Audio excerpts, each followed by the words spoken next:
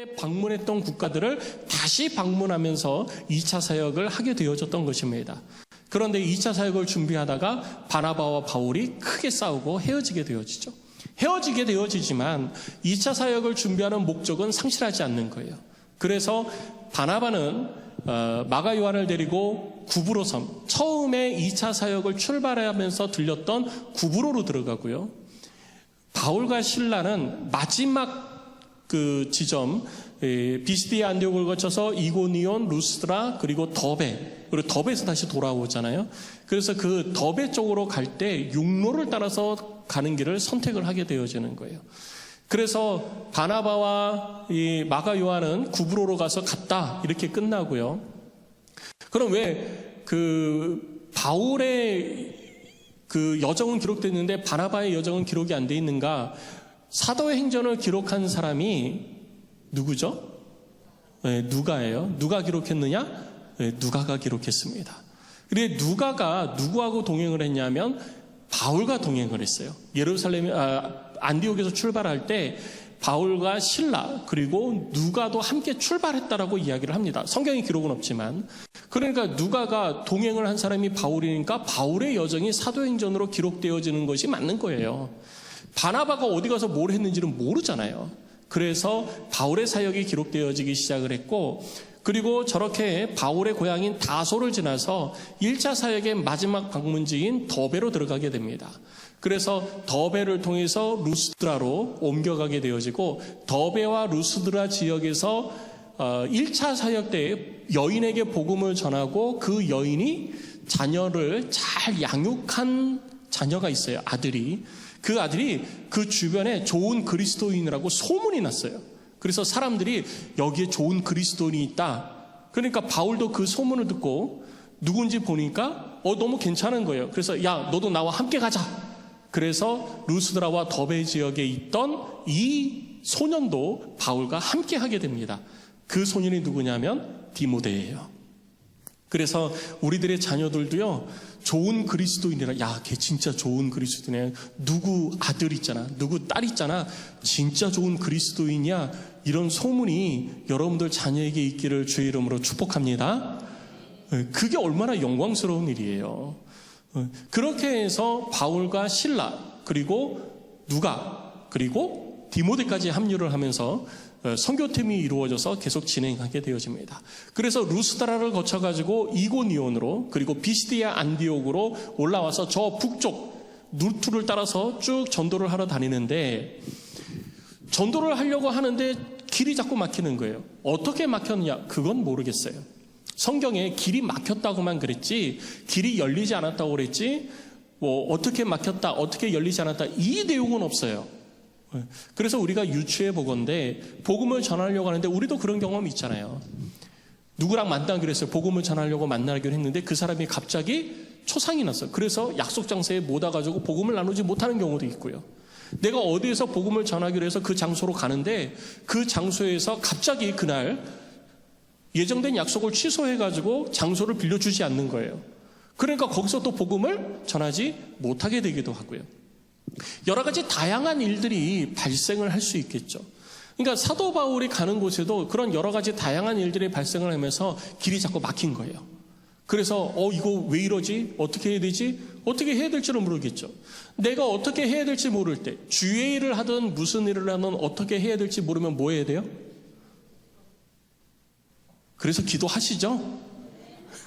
여기만 기도하시고 여기는 기도 안 하시고. 머리로는 잘 알아요. 길이 막히면 기도해야 된다. 기도하면 길이 열린다. 이건 잘 아는데 실제로 내가 기도하느냐가 문제인 거죠. 근데 어쨌든 바울은 이거 기도해야 되겠다 그래서 드로아로 내려갑니다. 저 바다 끝에 서쪽 끝에 있는 드로아로 가가지고 거기서 기도하는 거예요. 기도할 때 하나님께서 바울의 눈을 확 열어가지고 환상을 보여주시죠. 그 환상 가운데 바다 건너 마게도냐의 사람이 와가지고 바울한테 건너와서 우리를 좀 도와주십시오 라고 하는 환상을 보게 됩니다. 이 환상을 보고 바울이, 그래, 지금 내가 북쪽으로 가는 게 아니라 하나님이 서쪽으로 가라고 하시는구나, 내가 서쪽으로 가야 되겠다 결정을 하게 됩니다. 그리고 드로아에서 바로 마게도냐로 넘어가게 되어지죠. 지도에 보시는 것처럼 드로아에서 출발해서 사모드라게를 거쳐서 네아폴리스라고 넘어갑니다. 이걸 네아폴리라고 성경은 기록되어 있죠. 네아폴리스로 넘어가서 빌립보로 들어가요. 그리고 그 빌립보가 마게도냐에서의 첫 번째 사역 장소가 되는 겁니다. 지지난주에 우리가 2주 전에 살펴봤죠. 빌립보에서 복음을 전하면서 만난 여인이 루디아라는 여인을 만나게 됩니다. 그리고 그 루디아는 복음을 받고 나도 그리스도이니까 내가 당신들을 위해서 내 집을 제공하겠습니다. 우리 집에 유하여 주세요 라고 하면서 그 집에 유하면서 복음을 전하죠. 그러던 중에 감옥에 갇혔다가 바울과 실라를 손과 발을 묶어놨던 착고가 밤에 풀어지고 하나님의 일하심을 경험하게 되어집니다. 이 일로 인해서 간수장이 예수를 믿게 되어지고 그 집안 모두가 하나님의 백성이 되는 놀라운 은혜가 빌립보에서 있었습니다. 이 놀라운 일들을 이루신 우리 하나님께 박수로 영광 올려드리십시다. 할렐루야. 이 빌립보에서 이 일을 이루신 하나님께서 지금도 우리들의 삶 가운데 이러한 역사를 이루고 계시는 줄로 믿으시기 바랍니다. 막상 내가 지금 삶을 살아가는 그 현장, 내 발걸음 밑에는 아직 그러한 일들이 이루어지지 않은 것처럼 보일 수 있어요. 그렇지만 그 걸음걸음이 하나님의 계획하심과 하나님의 인도하심 가운데 있기 때문에 우리는 반드시 하나님의 역사를 맛보게 되어지는 것입니다. 이 해가 가기 전, 그리고 2026년 여러분들의 소망 가운데 하나님의 일하심이 나타날 수 있기를 주의 이름으로 축복합니다. 그리고 그 빌립보에서 더 이상 복음을 전할 수가 없어서 빌립보에서 나와서 서쪽으로 또 이동을 하게 되어집니다. 여러분 보시는 마게도냐라고 저 위쪽에 써 있는데 저 땅이 다 마게도냐 땅이에요. 그래서 서쪽으로 이동하는데 오늘 17장 1절에 기록되어 있는 것처럼 빌립보에서 출발해가지고 암비볼리로 이동합니다. 암비볼리로 이동해서 그 밑으로 여기 있는 여기죠. 아폴로니아로 이동을 하고 그 옆에 데살로니가로 들어가요. 데살로니가에서 옆으로 쭉 가면 뭐가 있어요? 네, 거기에 베레아가 있습니다. 그러니까 왜 이 길을 따라서 이동하냐면요. 여러분 그 역사를 봐야지 돼요. 로마가 BC 2세기경에 큰 이 도로를 만듭니다. 이 도로를 통해 가지고 세계를 지배해야 되겠다. 세계를 지배하기 위해서 로마에서 어디까지 이어지냐면 동쪽 끝이라고 생각한 이 이스탄불까지, 터키 이스탄불까지 쫙 연결을 해요. 그 도로를 깝니다.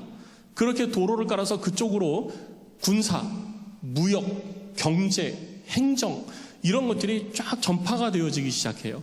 그 도시들을 잇는 그 도로, 그 도시들을 쫙 있는 그 도로를 뭐라 그러냐면 여기 있는 것처럼 비아 에그나티아라고 이야기를 합니다. 비아 에그나티아. 비아라는 말은 무엇을 통해 혹은 길이라는 뜻이에요. 그래서 비아 에그나티아, 그래서 에그나티아 도로라고 얘기합니다. 유튜브 찾아보시면 다 나오고 인터넷 찾아보시면 다 나와요. 그러니까 제가 더 이상은 설명 안 하겠습니다. 이 에그나티아 도로를 통해서 복음이 전파되기 시작하는 거예요. 그러니까 바울이 빠르게 이동을 하면서 복음을 전파할 수 있었던 이유는 로마가 길을 깔아놨기 때문이에요. 그러니까 로마가 길을 깔 때에는 하나님의 복음이 그 길을 통해서 더 힘있게 빠르게 전파되어질 거라고 생각을 했을까요? 못했죠.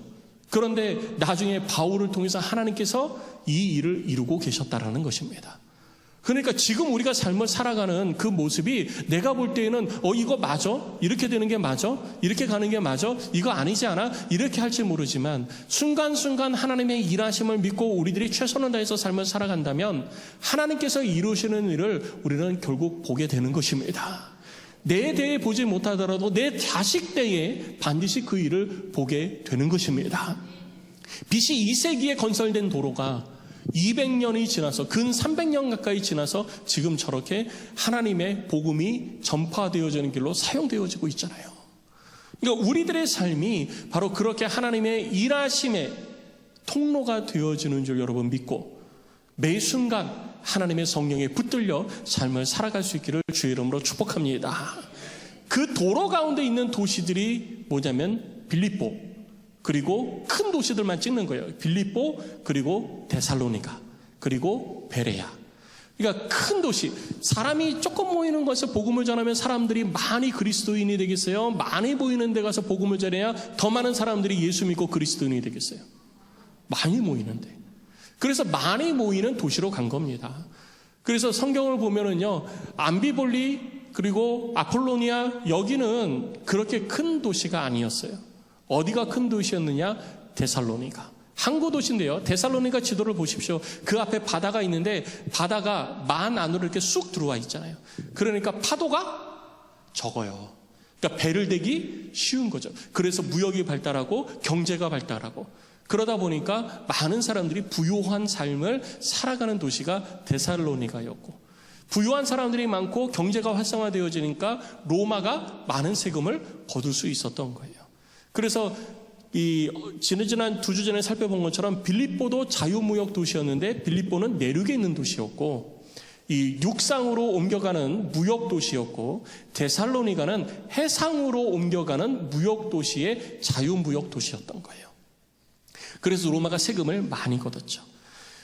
바울과 선교팀이 그 데살로니가에 들어간 겁니다. 데살로니가에 딱 들어갔더니 항상 그랬던 것처럼 바울이 유대인 회당을 찾아요. 그런데 보니까 유대인 회당이 있어요. 빌립보에는 없었는데 데살로니가에 있는 거예요. 그래서 유다인 회당에 들어가서 복음을 전하는데, 오늘 그 복음 전하는 기간과 그 내용을 보니까 이렇게 기록이 되어져 있습니다. 2절, 3절 말씀을 보는데요. 2절 말씀을 보면 그들에게로 가서 관례대로 복음을 전하는 거예요. 바울의 관례가 뭐냐 하면 도시에 들어가면 유대인 회당에서 복음을 전하는 것이 바울의 관례였습니다. 유대인 회당에서 복음을 전하는데 오늘 2절 말씀에 보니까 새 안식일에 성경을 가지고 강론하였다라고 기록하고 있어요. 무슨 안식일? 새 안식일. 새 안식일이니까 몇 주? 3주. 그러니까 잠깐 있었던 게 아니라 최소 3주는 있었던 거예요. 3주 이상 있었다라고 얘기합니다. 3주 이상. 그래서 새 안식일, 무려 새 안식일이니까 3주 이상을 성경을 가르치는데, 성경 가르치는 모습이 이렇게 기록되어 있어요. 오늘 2절 말씀을 보니까 성경을 가지고 강론하고요. 두 번째는 3절 말씀의 뜻을 풀어 설명을 했어요. 이 뜻이 무엇인지, 성경을 가지고 강론하고 이게 무슨 뜻인지 설명하고, 설명한 다음에는 뭐 했느냐? 증언한 거예요. 오늘 3절 말씀을 보면 뜻을 풀어 그리스도가 해를 받고 죽은 자 가운데서 다시 살아나야 할 것을 증언했다. 그러니까 하나님의 약속하심이 어떻게 우리들 가운데 일어났고 그 결과가 바로 예수 그리스도라라고 하는 것을 증언한 것입니다. 그리고 너희에게 전하는 이 예수가 곧 그리스도라. 예수가 곧 그리스도됨을 전하는 바울의 전도의 모습이 기록되어져 있는 것입니다. 예수가 곧 그리스도라라고 전하기 시작을 하자 많은 사람들이 바울을 통해서 예수를 믿게 되어집니다. 예수를 영접하게 되어져요. 그 성에 있었던 경건한 유대인들, 그리고 경건한 헬라인들, 여러 당시의 유대인 회당에는요, 유대인들만 있었던 게 아니라 헬라인들도 있었어요.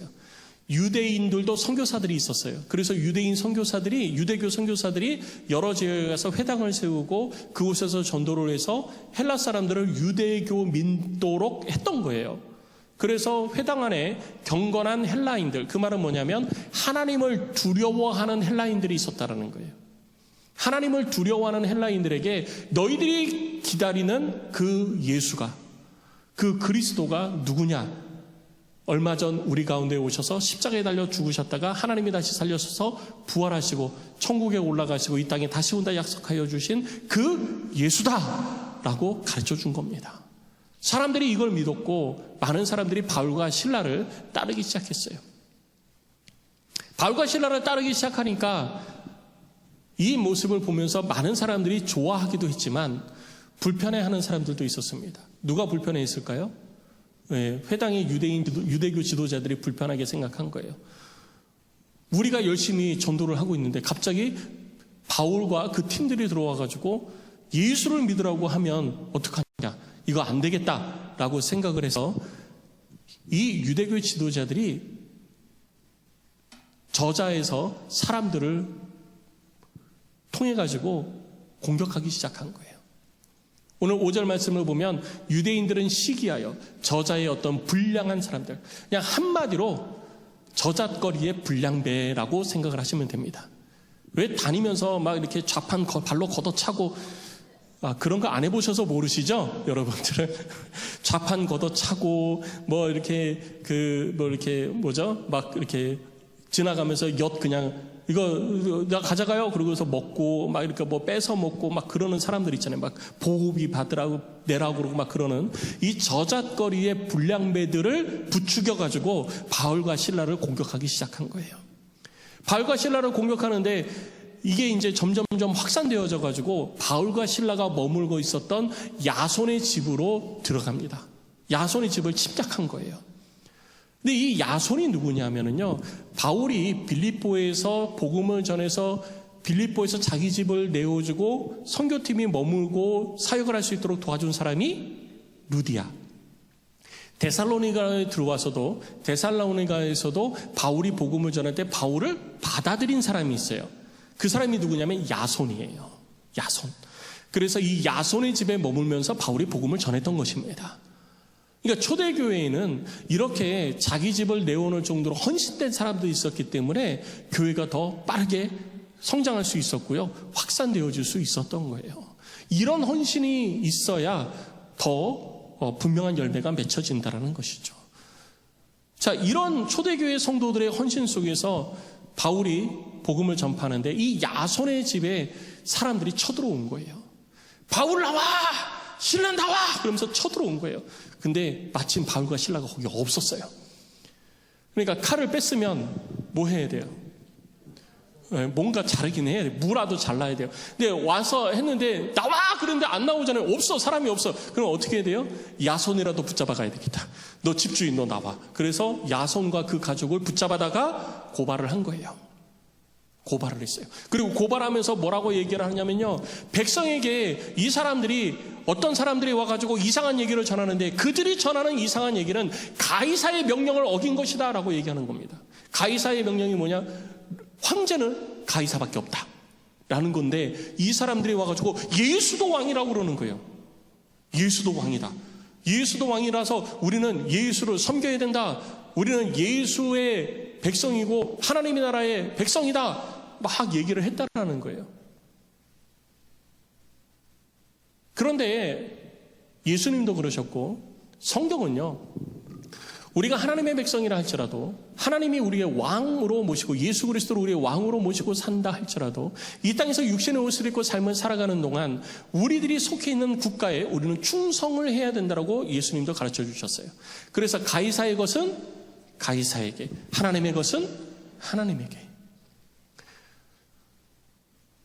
세상의 국가에 대해서 충성하지 말아라. 세상의 국가는 소멸할 것이니까 세상의 국가는 무시해라. 너희는 하나님의 나라만 바라보면 된다라고 말씀하신 적이 단 한 번도 없어요. 그래서 육신의 옷을 입고 삶을 살아가는 동안 우리는 이 땅에서 대한민국 국민으로서 맡겨진 일들을 감당해야 되는 겁니다. 대한민국 국민으로서 살아야 돼요. 중국 사람들은 중국 국민으로 살아야 되고요, 일본 사람은 그리스도인이라 할지라도 일본 국민으로 살아야 되고, 미국 사람도 그리스도인이라 할지라도 미국 국민으로서 삶을 살아야 되는 거예요. 그러면서 우리는 하나님의 나라를 향한 소망을 가지고 삶을 살아야 된다는 것이죠. 그러니까 사람들이 와서 뭐라고 얘기하냐면요, 저들이 하나님을 왕이라고 얘기하고 예수를 왕이라고 얘기하면서 가이사의 명령을 어겼다라고 고발을 한 거예요. 그러니까 사람들이 막 그래? 저 사람들은 뭔데 가이사의 명령을 어겨? 막 이러면서 살펴보는데 가이사의 명령을 어긴 게 없어요. 세금도 다 내고요, 다 하고 있어요. 단지 그들이 얘기하는 것은 이 땅에서의 삶이 아니라 천국에서의 삶을 얘기를 하는 것을 보게 된 거죠. 그래서 야손에게 보석금을 받고 야손과 그 가족을 풀어주게 된 겁니다. 이것이 오늘 본문의 내용이에요. 이 본문의 내용을 통해서 우리들이 함께 말씀을 나누고자 하는데요, 데살로니가에서 말씀을 드린 것처럼 바울과 그 일행은 3주 이상을 머물렀습니다. 그런데 3주 이상 머물면서 있었던 일들을 다 기록하지는 않았지만 데살로니가를 떠나서 바울이 데살로니가 교회와 성도들을 생각해서 쓴 편지가 데살로니가 전서와 후서예요. 그래서 데살로니가에서 있었던 일들을 보다 명확하게 우리들이 이해하기 위해서는 데살로니가 전후서를 함께 읽으면 훨씬 더 잘 이해가 됩니다. 그러니까 오늘 집에 가서 뭘 읽어야 돼요? 말씀하신 분들은 읽으시기 바랍니다. 다행이다, 난 말 안 했는데. 그러지 마시고 그분들도 다 읽으세요. 오늘 가셔서 오늘은 데살로니가에서 있었던 일을 본 거니까 데살로니가 전후서를 보면 명확하게 알 수 있는 거예요. 데살로니가 2장에서 보면은요, 바울이 그들에게 복음을 전할 때 부담을 주지 않기 위해서 열심히 생업을 감당하면서 복음을 전했다라고 되어 있습니다. 그러니까 야손이 자기 집으로 모시어드리기 전까지는 바울이 생업을 열심히 하면서 복음을 전한 거예요. 그리고 데살로니가 2장에 계속해서 보면은요, 성도들을 향한 사랑이 기록되어 있어요. 너희들 너무 보고 싶다. 너무 보고 싶다. 근데 보고 싶은데 지금 갈 수가 없어서 보고 싶지만 보지 못하는 것이 나에게 있어서 너무 힘들고 괴롭다. 라고 하는 내용이 데살로니가 전서 2장에 기록되어져 있는 거예요. 그러니까 바울이 데살로니가의 교회를 세우고 야손의 집에 세운 그 교회를 얼마나 사랑했는지, 그 성도들을 얼마나 사랑했는지를 볼 수 있는 것이죠. 그런데 오늘 딱 복음을 전해서 나로 인해서 복음 받았다고 정말 그렇게 사랑하게 될까요? 아니죠. 함께 있으면서 말씀을 나누고 신앙생활을 했기 때문에, 교회생활을 했기 때문에 그런 거예요. 그래서 데살로니가에서 성경은 최소 3주지만 한 6개월 혹은 그 이상 데살로니가에서 머물면서 교회를 지도하고 교회를 세워갔다라고 우리들이 보게 되는 것입니다. 자, 본문을 통해서 하나님께서 우리에게 주시는 말씀은 무엇일까요? 뭘 깨달으라고 하시는 것일까요? 데살로니가에 그렇게 오랫동안 머물렀지만 오늘 성경은 1절에서 9절 딱 9절로 요약해가지고 데살로니가에 대해서 이야기를 하고 있습니다. 여기서 우리들 가운데 가르쳐 주시는 하나님의 말씀하심은 무엇이냐? 우리들의 삶 속에서 우리들이 무엇을 이루어가야 되느냐? 예수가 곧 그리스도임을 전하는 삶을 살아가야 된다라는 거예요. 바울의 삶을 보면은요, 항상 예수가 그리스도됨을 전하는 삶이었습니다. 1차 사역, 2차 사역, 그 모든 사역 가운데 바울이 가는 그곳에서 바울이 한 것은 뭐냐면요, 예수가 그리스도됨을 전하는 것이었어요. 이것이 복음인 것입니다. 복음을 전파한다는 것은 굉장히 위대하고 대단하고 어렵고 한 것이 아니에요. 복음은 굉장히 단순합니다. 복음은 굉장히 간단해요. 그래서 바울이 전한 것은 예수가 그리스도라라고 한 것입니다. 그리고 주 예수를 믿으라. 그리하면 너와 네 집이 구원을 얻으리라. 이 아주 단순하고 명료한 복음을 드러낸 거예요. 오늘 본문의 말씀에서도 바울이 이야기할 때 예수가 어떤 사람이냐면요, 예수는요, 내가 경험을 봤는데 예수는 이렇게 그러니까 막 이렇게 장황하게 얘기한 게 아니라 하나님의 말씀을 펼쳐놓고 강론했습니다. 그리고 설명했어요. 그리고 증언했어요. 이것이 전도자의 삶인 것입니다. 그래서 우리는 이 땅의 삶을 살면서 예수가 그리스도임을 전하는 자가 돼야 되는 거예요. 1차 사역을 보면 바울이 구브로에 갔을 때에도 구브로에서 뭐 했습니까? 예수가 그리스도임을 전하다가 핍박을 받았지만 그 예수가 그리스도임을 전함으로 인해 가지고 구브로의 총독이 예수 믿고 하나님의 백성이 되었잖아요. 비시디아 안디옥으로 올라갔을 때도 역시 동일하게 예수가 그리스도임을 전파했습니다. 이고니온에서도 그리고 루스드라에서도 더베에서도 바울이 이야기한 것은 다른 얘기하지 않았어요. 예수가 그리스도라라고 하는 것을 전하는 삶을 살았던 것입니다. 예수가 그리스도라라고 하는 것을 전하는데 그 말을 들은 이들이 고꾸라지고 하나님 앞에 나와 예수를 믿고 하나님의 백성이 되었다라는 사실인 것입니다. 전도는 내가 하는 게 아니에요. 하나님이 하시는 것입니다. 내가 해야 될 것은 예수는 그리스도임을 드러내는 것이 내가 해야 되는 것이에요. 로마서 10장 9절은 이렇게 우리 가운데 이야기하고 있습니다. 우리 함께 읽어보겠습니다. 시작. 네가 만일 내 입으로 예수를 주로 시인하며 또 하나님께서 그를 죽은 자 가운데서 살리신 것을 내 마음에 믿으면 구원을 받으리라. 할렐루야. 그래서 우리는 구원받은 사람인 것입니다. 나는 예수를 믿는 믿음으로 말미암아 구원받는 줄로 믿으시기 바랍니다. 나는 그렇게 구원받아 하나님의 백성이 되어졌습니다. 나만 그런 것이 아니라 이 땅의 모든 이들이 예수를 믿어 구원받기를 원하는 것이 하나님의 뜻인 것입니다. 그래서 많은 사람들이 예수를 믿어야 되는데, 믿음은 들음에서 나고 들음은 그리스도의 말씀으로 말미암느니라. 믿음이 생겨야 하나님의 백성이 되는데, 이 믿음은 뭘 들을 때 나타난다고요? 말씀을 들을 때 나타난다고요.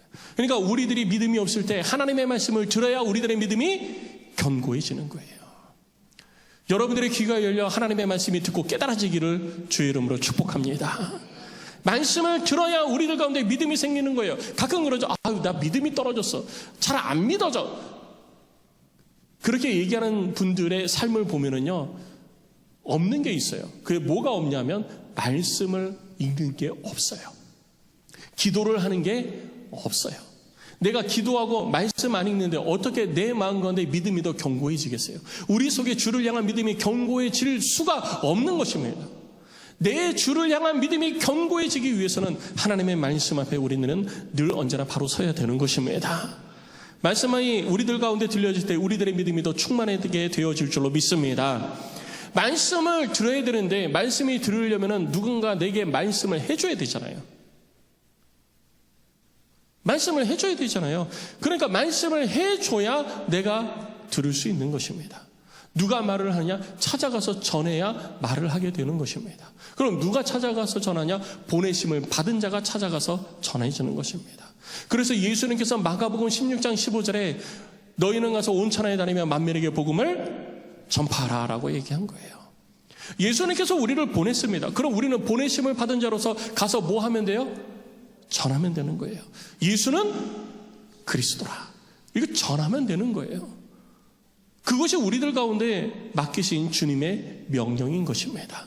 성도 여러분, 전하는 자가 되시기를 주의 이름으로 축원합니다.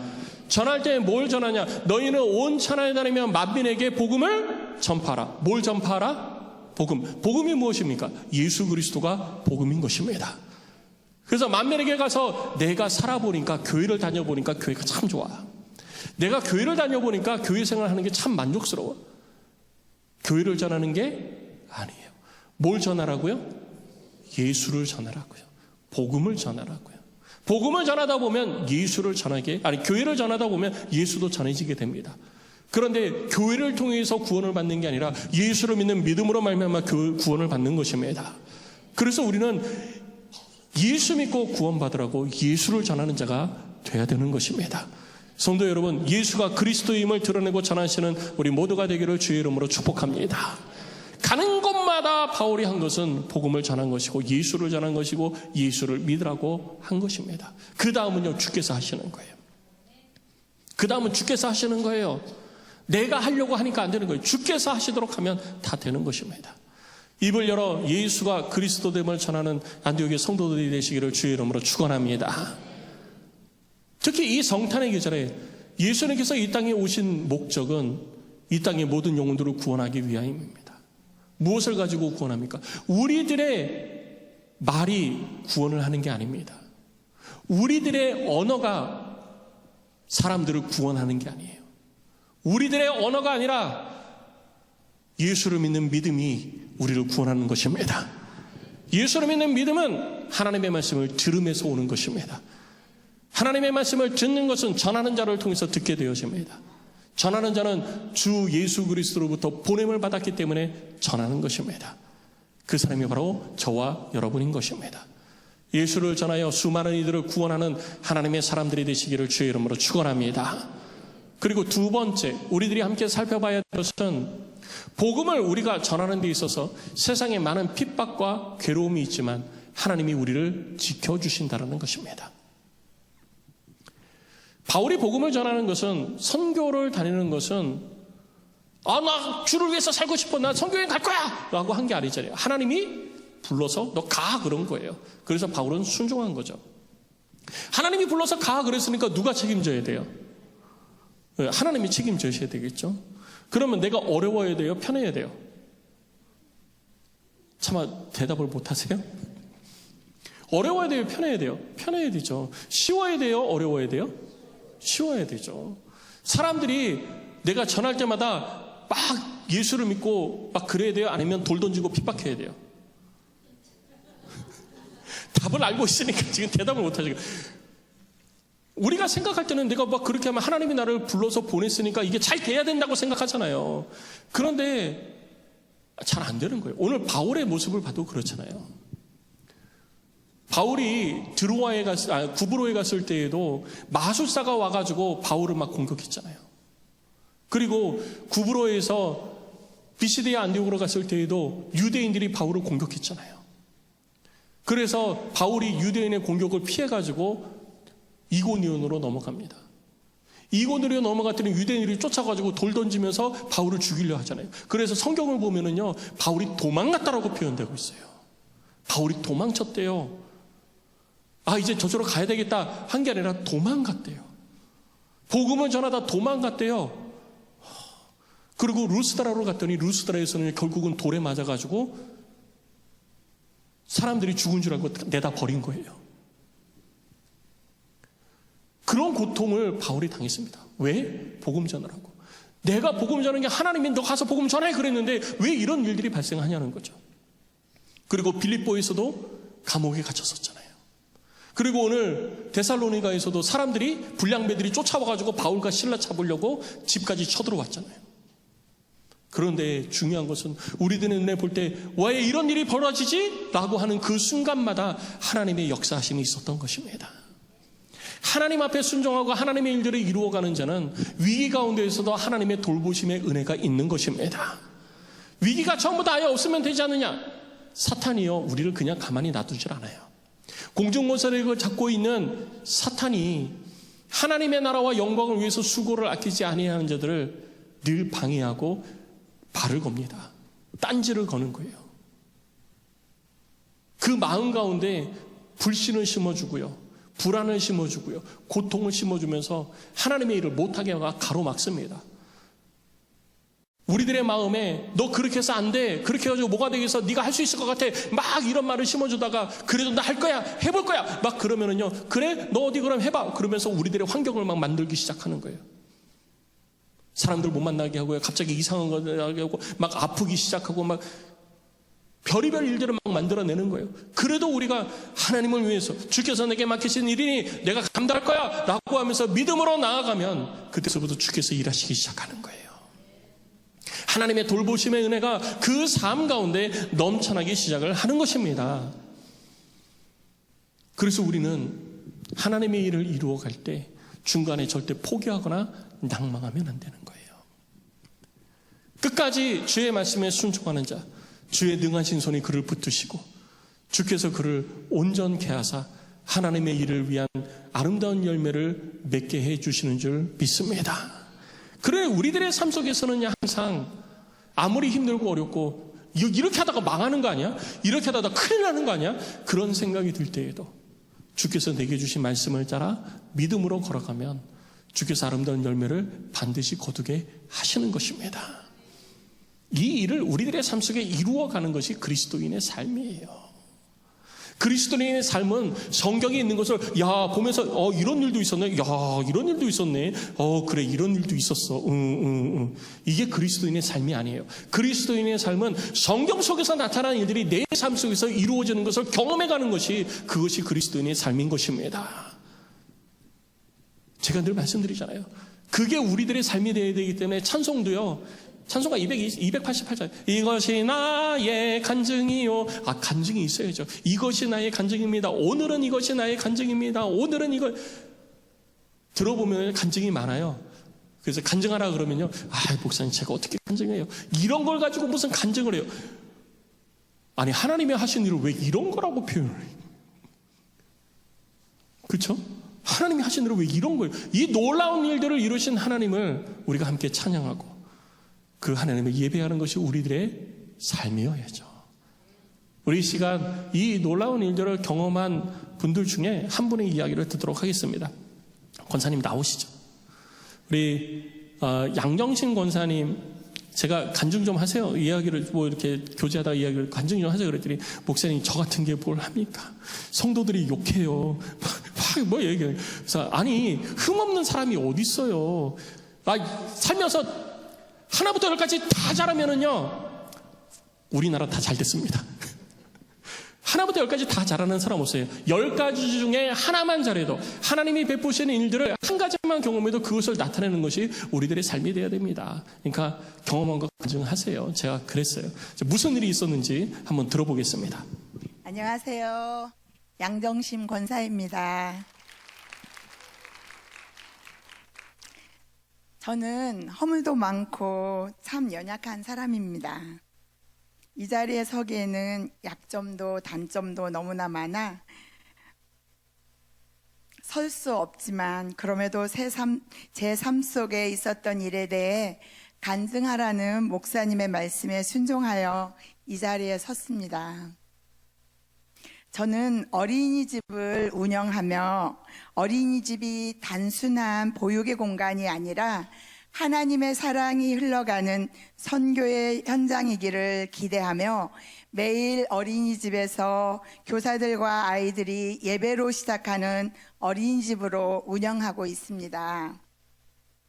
그러나 어떤 부모님들은 불편하다고도 하고 믿지 않는 부모님들의 경우 원화를 중간에 퇴소시키는 일도 있고 여러 가지 영적인 사건들이 계속 일어나곤 했습니다. 그렇지만 복음을 전하다 어린이집을 못하게 되면 우리의 사명은 여기까지다 하고 받아들이자며 함께하는 교사들과 마음을 합하여 서로 격려하곤 했습니다. 그러던 중 얼마 전 한 아이의 어머님과 영적 갈등이 심해 수시로 민원을 제기하는 일이 발생했고 그럴 때마다 그 부모님을 위해 더 뜨겁게 기도했습니다. 그런데 어느 날 또 하원 시간에 민원을 제기하더라고요. 어머니는 이제 말도 못하는 아기가 집에 와서 아멘이라는 말을 했다는 것입니다. 아이가 입을 떼면서 가장 먼저 하는 말이 엄마 혹은 아빠인데 우리 아이는 첫 마디가 아멘이었다는 것입니다. 게다가 부모님이 불교라 자신도 불교라고 생각을 하고 있었는데 자신의 아이의 입에서 나온 첫 마디가 아멘이었기에 너무 놀라고 황당했던 것입니다. 아이의 어머니는 어느 때보다 강하게 민원을 제기했습니다. 저는 선생님들과 함께 기도하기 시작했습니다. 때로는 하원 시간에 대면하는 걸 피하며 마주치지 않으려고 하기도 했습니다. 그래도 이 상황을 잘 풀어주시라는 믿음으로 기도했습니다. 시간이 흘러 지난주 어린이집에서는 매년 12월 23일에 예수님 생일 잔치를 열고 아기들의 기도 제목을 받고 기도해 주는 시간이 있습니다. 이 아기도 기도 제목을 받아야 하는데 담임 선생님께서는 난감해하는 것을 저에게 난감해했습니다. 그래서 제가 어머니께 직접 한 해 동안 관심과 격려, 감사했다는 인사글과 함께 기도 제목을 보내주시면 구체적으로 함께 기도하겠다는 글을 보냈습니다. 이번에는 또 어떤 민원을 제기할까? 이번에는 정말 다른 곳으로 가지 않을까? 하는 생각이 잠깐 들었습니다. 그리고 답이 왔습니다. 떨리는 마음으로 열어보았습니다. 어머니는 그동안 감사했다는 글과 함께 장문의 구체적인 기도 제목을 보내오신 것입니다. 할렐루야! 저는 선생님들과 그 글을 읽으며 함께 박수를 치며 하나님께 영광을 돌렸습니다.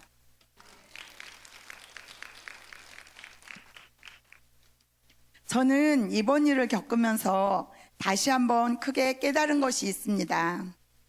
그것은 아무것도 두려워 말라, 강하고 담대하라. 하나님이 하시는 일을 믿고 우리는 순종의 길을 가면 된다는 것입니다. 내가 무언가를 이루는 것이 아니라 그냥 순종하면 하나님이 이루신다는 것을 다시 한번 깨달았습니다. 2025년을 마무리하는 성탄사란 잔치의 계절, 온 천하에 다니며 만민에게 복음을 전파하라 하신 말씀에 순종하며 이제 제 주변에 담대히 복음을 전파하렵니다. 시련이 있고 두려움이 있어도 주께서 반드시 역전시킴을 믿습니다. 저에게 행하신 하나님의 은혜가 우리 성도님들에게도 동일하게 나타날 줄 믿습니다. 성탄사랑잔치 함께 복음을 전해 예수님의 이 땅에 오신 목적을 이루는 행복을 누리시기를 소망합니다. 감사합니다. 네, 제가 이 아이의 엄마였으면 어떻게 했을까? 그 생각이 들어요.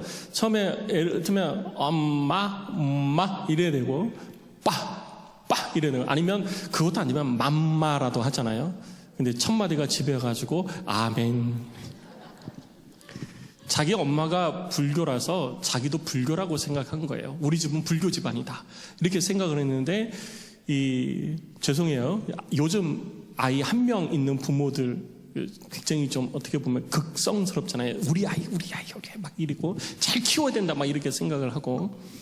근데 그 아이가 와가지고 나는 불교인데 아멘 그러면 얼마나 좀 당황스러울까 했는데, 그래서 이제 막 민원을 제기하고 막 이런 부분에 있었는데, 그래도 하나님께서 그 모든 과정 속에서 이런 일들을 나타내셨고요.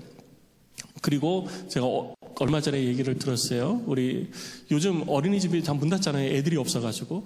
이 옆에 우리 교회 옆에 있는 초등학교도 전교생이 100명이 안 돼요. 전교생이.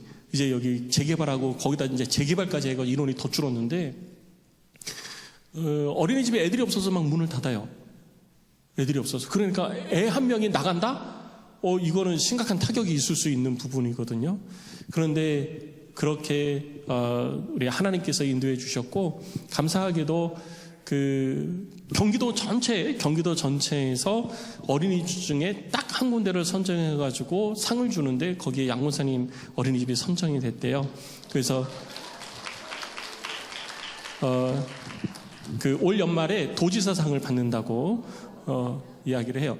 그러니까 하나님이 하시는 일은 몰라요. 지금 당장은 이거 이렇게 되다가 큰일 나는 거 아니야? 이렇게 되다가 이거 아니야? 하나님이 하라고 해서 하긴 했는데, 그렇잖아요. 하나님이 하라고 해서 하긴 했고, 하나님이 우리에게 명령하신 거라서 내가 어쨌든 순종한다고 하긴 했는데 걱정이 되는 거지. 이거 잘못되면 어떡하지? 이거 어떻게, 나 끌려가면 어떡하지? 이거 문 닫으면 막 이런 생각이 막 들기도 하는 거예요. 그때마다 하나님께서는 그의 자녀들이, 하나님의 말씀에 순종해서 하나님의 일을 이루어가는 그의 자녀들이 이 땅에서 절대로 손해보지 않도록, 절대로 망하지 않도록, 뭐 경제적으로 망한다 안 망한다 이게 아니라 그 삶이 망하지 않도록 하나님께서 새 길을 열어주시고 온전한 길로 인도하시며 그의 삶을 강하게 해주시는 줄로 믿습니다. 그러니 성도 여러분, 하나님의 일을 이루어가고 주의 말씀에 순종하는 것에 두려워하지 마시기 바랍니다. 우리가 순종하면 하나님이 이루시는 줄로 믿으시기 바랍니다. 말씀하신 것처럼 제가 양원산이 하나부터 열까지 제가 다 좋아하지는 않아요. 그러자 하나부터 열까지, 제 아내도 같이 살 부대끼면서 살지만 하나부터 열까지 100이면 100 전부 다 하나도 빠짐없이 완벽하게 마음에 들 줄 알고 결혼을 했지만, 살다 보면 그렇지 않은 부분들이 눈에 보이잖아요. 그러니까 맞춰가는 거잖아요. 맞춰가는 거. 삶에 보면은요, 마음에 안 드는 것도 있고 막 있어요. 그런데 하나님이 보시기에는요, 그것도 다 투정이에요. 하나님의 말씀에 순종하는 것 그 하나로 다 상쇄되는 것입니다. 하나님께서 그를 지켜주시는 거예요. 하나님께서 온전케 해주시는 것입니다. 그러니까 성도 여러분, 그런 삶을 살아가는 것이 우리 성도들의 기쁨이 돼야 되는 거예요. 오늘도 그 일을 이루신 하나님께 영광 올려드리고, 우리 하나님께 이 성탄의 계절에 하나님의 은혜가 풍성히 누려지시는 은혜가 있으시기를 주의 이름으로 축복합니다. 우리 함께 찬양하고 기도하겠습니다. 우리 찬양하고 기도할 때 나도 예수는 그리스도라 전하는 자 되겠습니다. 주님, 내가 예수는 그리스도라, 할렐루야. 예수는 그리스도라. 주 예수를 믿으라. 그리하면 너와 네 집이 구원을 얻으리라. 이 놀라운 복음을 지금 내가 전하겠습니다. 고난, 핍박, 어려움, 환난 이런 거 있을 때 내가 두려워할 때도 있겠지만, 그러나 하나님의 일하심을 믿고 내가 가겠습니다. 성령님, 그 다음은 주님이 하십시오. 주님이 열매 맺게 하여 주심을 믿습니다. 나는 걸어갈 터이니 주님 주께서 일하여 주십시오. 그리고 이 성탄 사랑잔치 기간에 내가 꼭 열매 맺겠습니다. 영원 구원의 이 열매를 통해서 우리 하나님께 영광 올려드리겠습니다. 우리가 기도하면은요, 하나님, 우리가 복음을 전해서 열매 맺겠습니다. 구원하겠습니다. 영원 구원하겠습니다. 막 이렇게는 얘기하는데 정작 나는 안 해. 기도는 했으니까. 그리고 누군가는 하겠지. 그래서 하나님 앞에 결단할 때는요, 항상 내가 중심이 돼요. 하나님의 말씀을 내가 들었으니 주님, 내가 주 앞에 헌신하겠습니다. 야손처럼 내 집을 드리겠습니다. 루디아처럼 내 집을 드리겠습니다. 내 삶을 드리겠습니다. 그렇다고 여러분 집을 다 내놓으라는 얘기가 아니고, 또 착각하면 안 돼요. 또 내 집 바치랬다고. 그게 아니고, 내 삶이 하나님의 나라와 영광을 위해서 사용되어질 수 있도록 주의 성령이 내게 말씀하실 때 내가 그것을 위하여서 하나님 앞에 드리겠습니다. 이런 결단이 있어야 되는 거예요. 우리 시간 함께 찬양하고 우리 함께 기도합시다. 예수가 그리스도됨을 우리 고백하고 전합시다. 할렐루야.